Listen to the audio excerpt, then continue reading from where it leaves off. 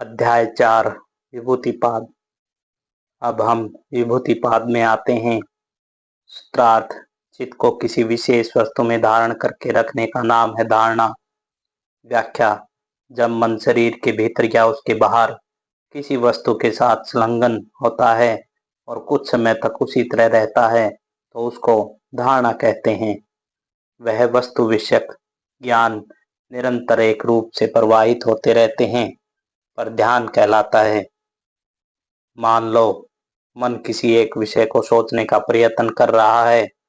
किसी एक विशेष स्थान में जैसे मस्तक के ऊपर अथवा हृदय आदि में अपने को पकड़ रखे का प्रयत्न कर रहा है। यदि मन शरीर के केवल उस अंश के द्वारा संवेदनाओं को ग्रहण करने में समर्थ होता है, शरीर के दूसरे भागों के द्वारा नहीं, तो उसका नाम धारणा है।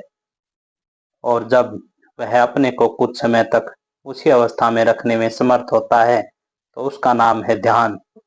वही ध्यान जब समस्त बाहरी उपाधियों को छोड़कर अर्थ मात्र को ही प्रकाशित करता है तब उसे समाधि कहते हैं।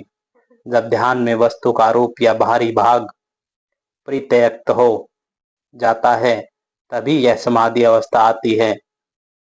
मान लो मैं इस पुस्तक के बारे में ध्यान कर रहा हूँ और सोचो मैं उसमें चिंत संयम करने में सफल हो गया, तब केवल बिना किसी रूप में प्रकाशित अर्थ नामक आभ्यंतरिक संवेदनाएं ही मेरे ज्ञान में आने लगती हैं। ध्यान की इस अवस्था को समाधि कहते हैं। इन तीनों का जब एक साथ अर्थात एक ही वस्तु में संबंध में अभ्यास किया जाता है तब उसे संयम कहते हैं। जब कोई व्यक्ति अपने मन को किसी निर्दिष्ट वस्तु की ओर ले जाकर उस वस्तु में कुछ समय तक के लिए धारण कर सकता है और फिर उसके अंतर्भाग को उसके बाहरी आकार से अलग करके बहुत समय तक रख सकता है, तभी समझना चाहिए कि संयम हुआ। अर्थात धारणा, ध्यान और समाधि ये तीनों कर्मशः एक के बाद एक किसी एक वस्तु के ऊपर आने पर एक संयम हुआ। तब उस वस्तु का बाहरी आकार न जाने कहाँ जाता है। मन में केवल इसका अर्थ मात्र उद्भासित होता रहता है। इसको जीत लेने से ज्ञान का प्रकाश प्राप्त होता है। जब कोई मनुष्य इस संयम के साधन में भी सफल हो जाता है तब सारी शक्तियां उसके हाथ में आ जाती हैं। यह संयम ही योगी के ज्ञान लाभ की प्रधान यंत्र स्वरूप है। ज्ञान के विषय अनंत हैं। वे स्थूल, स्थूलतर और सूक्ष्म, सूक्ष्मतर, सूक्ष्मतम आदि नाना विभागों में विभक्त हैं।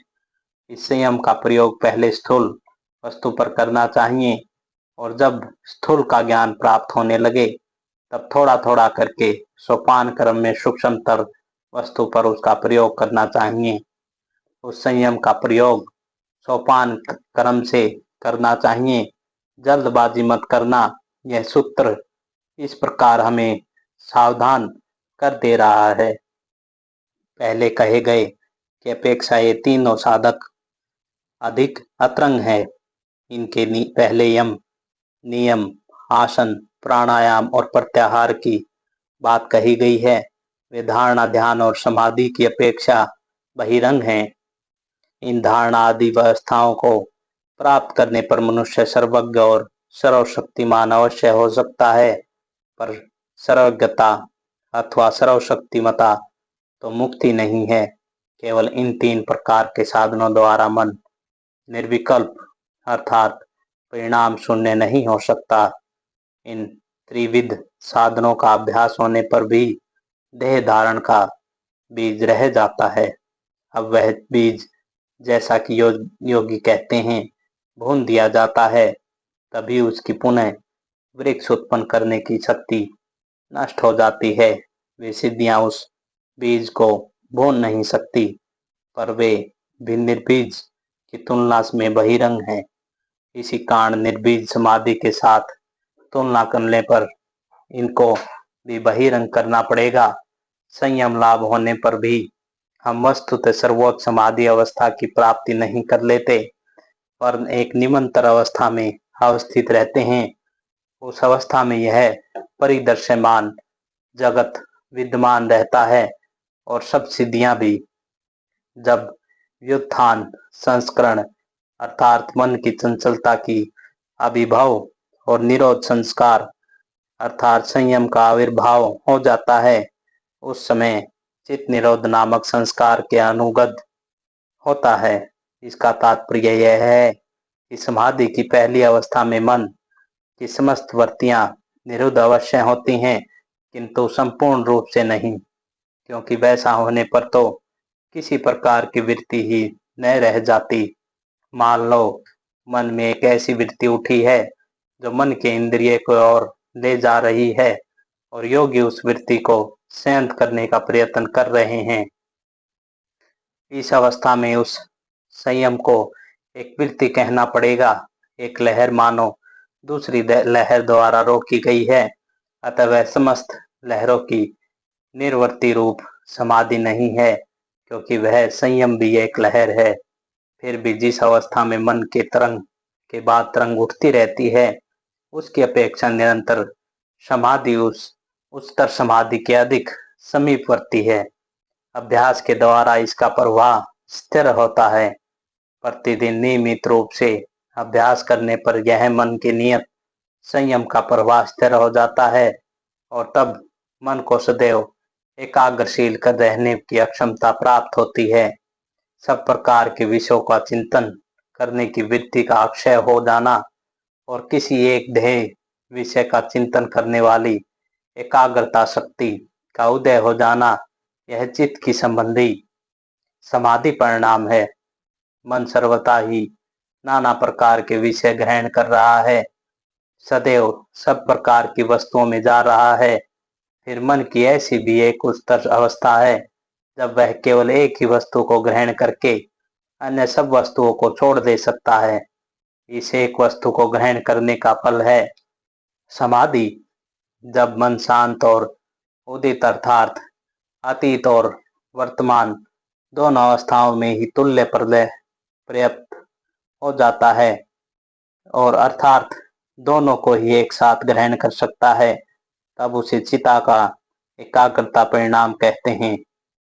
मन एकाग्र हुआ है, यह कैसे जाना जाए? मन के एकाग्र हो जाने पर समय का कोई ज्ञान न रहेगा। जितना ही समय का ज्ञान जाने लगता है, हम उतने ही एकाग्र होते जाते हैं। हम अपने दैनिक जीवन में भी देखते हैं कि जब कोई पुस्तक पढ़ने में तल्लीन रहते हैं, तब समय की ओर हमारा बिल्कुल ध्यान नहीं रहता। जब हम पढ़कर उठते हैं तो अचरज करने लगते हैं कि इतना समय बीत गया। सारा समय मानो एकत्र होकर वर्तमान और भविष्य आकर जितना ही एकीभूत होते जाते हैं, मन उतना ही एकाग्र होता है। इसी से भूतों में और इंद्रियों में होने वाले धर्म परिणाम, लक्षण परिणाम और अवस्था परिणाम, इन तीनों की अवस्था की जा चुकी है। पीछे के 3 सूत्रों में चित्त के निरोध आदि परिणामों की जो बात कही गई है, उसके द्वारा भूतों और इंद्रियों के धर्म, लक्षण और अवस्था रूप 3 प्रकार के परिणामों की भी व्याख्या कर दी गई। मन लगातार वृत्ति के रूप में परिणत हो रहा है। यह मन की धर्म रूप परिणाम है। वह अतीत, वर्तमान और भविष्य, इन तीनों कालों में भीतर से होकर चला आ रहा है और यह मन का लक्षण रूप परिणाम है। कभी निरोध संस्कार पर बल और व्युत्थान संस्कार दुर्लभ हो जाता है, तो कभी ठीक इसका उल्टा होता है। यह मन की अवस्था रूप परिणाम है। मन के इन 3 परिणामों के समान भूत और इंद्रियों के त्रिविध परिणाम समझना चाहिए। जैसे सोने का पिंड जब अपना पिंड रूप धर्म छोड़कर कंगन और झुमके में परिणत हो जाता है, तब उसे धर्म परिणाम कहते हैं। जब इसी घटना को इस काल की दृष्टि से देखते हैं, अर्थात उसके वर्तमान, अतीत और भविष्य अवस्था रूप परिणामों को देखते हैं, तब उसे लक्षण परिणाम कहते हैं। फिर उनके नवीनतव, पुरानतव आदि अवस्था रूप परिणामों को अवस्था परिणाम कहते हैं। पहले के सूत्रों में जिन सब समाधियों की बात कही गई है, उनका उद्देश्य यह है कि योगी मन के परिणामों पर इच्छा पूर्वक अक्षमता प्राप्त कर सके, उसे पूर्वोक्त संयम शक्ति प्राप्त होती है। शांत, उदित और अप्रदेश्य अब तक व्यक्त न हुए धर्म जिससे अवस्थ हैं वह धर्मी है। धर्मी उसे कहते हैं जिस पर काल और संस्कार कार्य कर रहे हैं, जिसमें सत्परिणाम हो रहा है और जो हरदम व्यक्त भाव धारण कर रहा है। भिन्न भिन्न परिणाम होने का कारण है कर्म की भिन्नता। पूर्वोक्त तीन परिणामों में चित्त संयम करने से अतीत और अनागत का ज्ञान उत्पन्न होता है। पहले संयम की जो परिभाषा दी गई है हम उसे न भूलें। जब मन वस्तु के बाहरी भाग को छोड़कर उसके अभ्यंतरिक भाव के साथ अपने को एक रूप करने की उपयुक्त अवस्था में ही पहुंच जाता है, जब दीर्घ अभ्यास के द्वारा मन केवल उसी की धारणा करके क्षण भर में उस अवस्था में पहुंच जाने की शक्ति प्राप्त कर लेता है, तब उसे संयम कहते हैं। इस अवस्था को प्राप्त करके यदि योगी भूत और भविष्य जानने की इच्छा करे तो उन्हें केवल संस्कार के परिणामों में संयम का प्रयोग करना होगा। कुछ संस्कार वर्तमान अवस्था में कार्य कर रहे हैं, कुछ का भोग समाप्त हो चुका है और कुछ अभी भी फल प्रदान करने के लिए संचित हैं। इन सभी के संयम में का प्रयोग करके वे भूत और भविष्य सब जान लेते हैं। शब्द, अर्थ और प्रत्यय इनकी आपस में अभ्यास हो जाने के कारण जो संक्रावस्था हो रही है उसके विभागों में संयम करने के समस्त प्राणियों की वाणी का ज्ञान हो जाता है।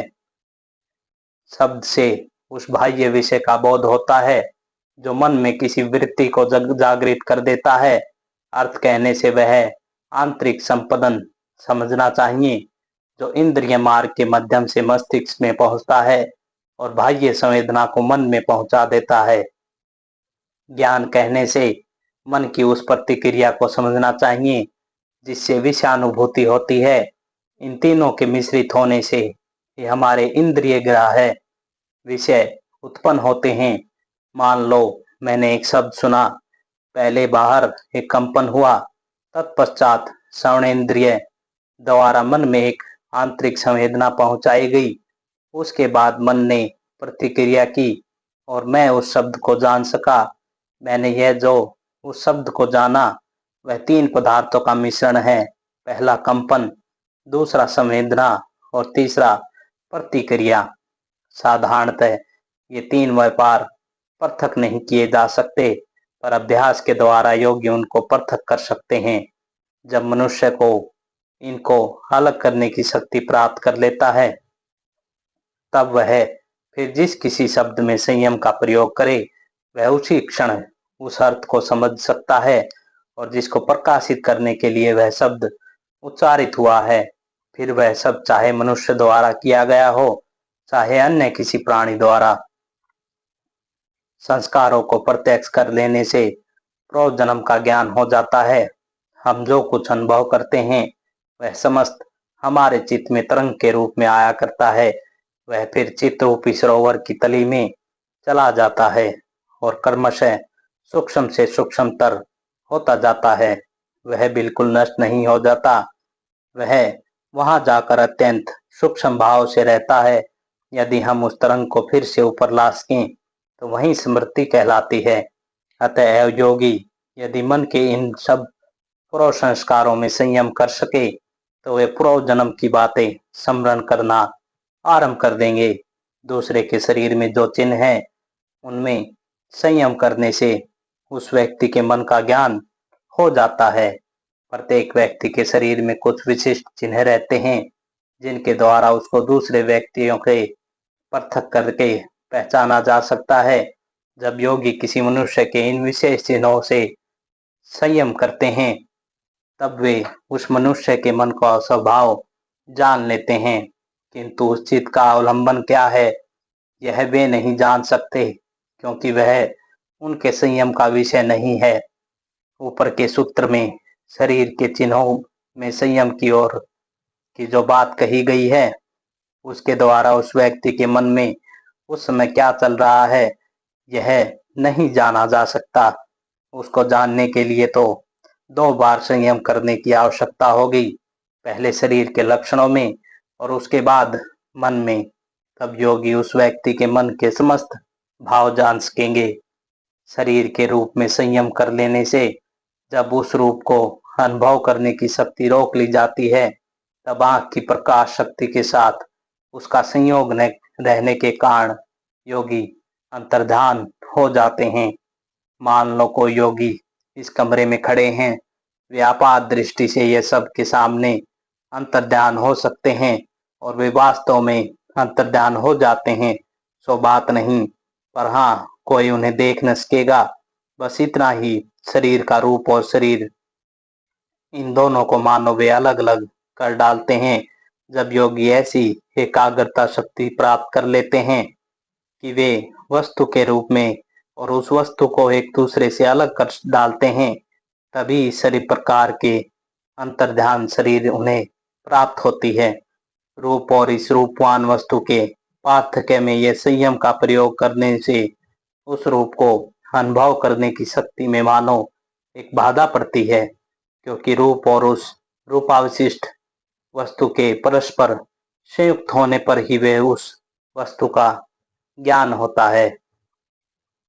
इसके द्वारा ही शब्द आदि के अंतर्धान होने की, अर्थात शब्द आदि को दूसरों को इंद्रिय गोचर न होने देने की व्याख्या भी कर दी गई है। शीघ्र फल उत्पन्न करने वाला और देर से फल देने वाला, ऐसे दो प्रकार के कर्म होते हैं। इनमें संयम करने से अथवा अरिष्ट नामक मृत्यु लक्षणों से भी योगी देह त्याग का ठीक समय जान लेते हैं। जब योगी अपने कर्म में, अर्थात अपने मन के उन संस्कारों में जिनका कार्य आरंभ हो गया है तथा उनमें जिसका कार्य अभी आरंभ नहीं हुआ है, समय का प्रयोग करते हैं, तब वे उन संस्कारों के द्वारा जिनका कार्य अभी आरंभ नहीं हुआ है, यह ठीक जान लेते हैं कि उनकी मृत्यु कब होगी, किस समय, किस दिन, कितने बजे, यहाँ तक कि कितने मिनट पर उनकी मृत्यु होगी। यह सब उन्हें ज्ञात हो जाता है। हिंदू लोग मृत्यु की इस निकटता को जान लेना विशेष आवश्यक समझते हैं, क्योंकि गीता में यह उपदेश है कि मृत्यु समय के विचार प्रवृत्ति जीवन को निर्धारित करने के लिए विशेष समर्थ है। मैत्री और गुणों के संयम करने से वे सब गुण अत्यंत प्रबल भाव धारण करते हैं। हाथी आदि प्राणियों के बल में संयम का प्रयोग करने से योगी के शरीर में उन प्राणियों के सदृश बल आ जाता है। जब योगी यह संयम शक्ति प्राप्त कर लेते हैं, तब यदि वह बल की इच्छा करें तो हाथी के बल में संयम का प्रयोग करके वे हाथी के समान बल प्राप्त कर लेते हैं। प्रत्येक मनुष्य में अनंत शक्ति निहित है। यदि वह उपाय जानता हो तो उस शक्ति का इच्छा अनुसार व्यवहार कर सकता है।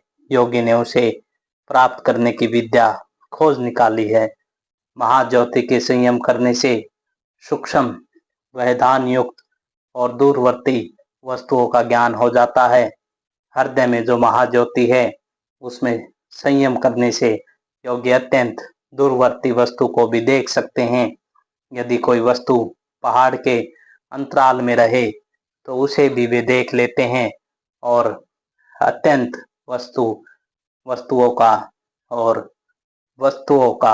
और सूक्ष्म वस्तुओं का भी उन्हें ज्ञान हो जाता है। सूर्य में संयम करने से संपूर्ण जगत का ज्ञान हो जाता है। चंद्रमा में संयम करने से तारा समूह का ज्ञान हो जाता है। ध्रुव तारा में संयम करने से ताराओं की गति का ज्ञान हो जाता है।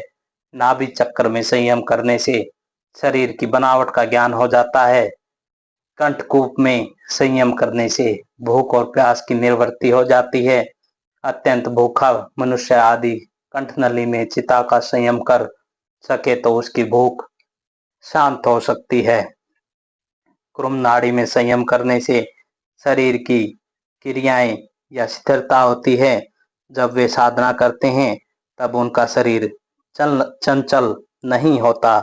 मस्तक के ऊर्ध्व भाग से निकलने वाली ज्योति में सिद्ध पुरुषों के दर्शन होते हैं। यहाँ सिद्ध का तात्पर्य भूत योनि के अपेक्षा थोड़ी उच्च योनि में से है। जब योगी अपने सिर के ऊपरी भाग में मन का संयम करते हैं, तब वे इन सिद्धों के दर्शन करते हैं। यहाँ पर सिद्ध शब्द से मुक्त पुरुष नहीं समझना है, अथवा प्रातिभ ज्ञान उत्पन्न होने से समस्त ज्ञान प्राप्त हो जाता है। प्रतिभ ज्ञान अर्थात प्रतिभा शक्ति अर्थात पवित्रता के द्वारा ज्ञान विशेष के प्राप्त हो जाने पर बिना किसी प्रकार के संयम के ही समस्त ज्ञान प्राप्त हो सकता है। जब मनुष्य उच्च प्रतिभा शक्ति प्राप्त कर लेता है तब उसे इस महान आलोक की प्राप्ति हो जाती है। उसके ज्ञान से समस्त प्रकाशित हो जाता है। बिना किसी प्रकार का संयम किए ही उसके आप से आप समस्त ज्ञान प्राप्त हो जाता है।